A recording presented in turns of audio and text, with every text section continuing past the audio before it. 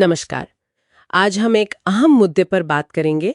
America और Iran के बीच जो तनाव है, जो रिश्ते उलझे हुए हैं, और ख़ास तौर पर एक घटना पर ध्यान देंगे जिसने दुनिया भर में आप कह सकते हैं हलचल मचा दी थी। जी। हमारी कोशिश ये समझने की रहेगी कि भाई ये जो जानकारी हमारे पास है उसके आधार पर ये एक घटना कैसे इतनी बढ़ गई और इसके पीछे की पूरी कहानी, वो बड़ा कॉन्टेक्स्ट क्या था। हाँ, बिल्कुल। तो चलिए सीधे उसी घटना पर आते हैं जिसने बहुत सुर्खियां बटोरी। अमेरिका ने ईरान के एक बहुत बहुत बड़े जनरल को निशाना बनाया था। जी, जनरल कासिम सुलेमानी। हाँ। ये बात है 3 जनवरी 2020 की।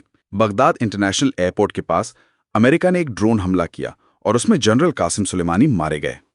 और सुलेमानी कोई छोटे मोटे अधिकारी नहीं थे, वो ईरान के इस्लामिक रिवोल्यूशनरी गार्ड कॉर्प्स मतलब IRGC उसके बहुत ऊंचे पद पर थे। बिल्कुल, कुद्स फोर्स के कमांडर थे वो, जो IRGC की बाहरी शाखा है। सही कहा।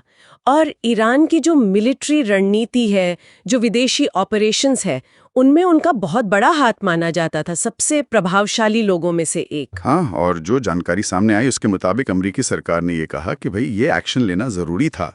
उनका तर्क था कि सुलेमानी उस इलाके में अमेरिकी लोगों और हितों के लिए एक बहुत बड़ा और जिसे कहते हैं तात्कालिक खतरा बन गए थे। अच्छा। तो उन्होंने इसे एक तरह से भविष्य के हमलों को रोकने वाला कदम बताया, एक प्रीएम्प्टिव स्ट्राइक जिसे कहते हैं।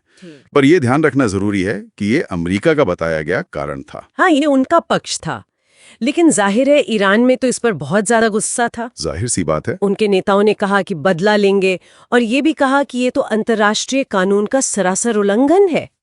और फिर हुआ भी वही।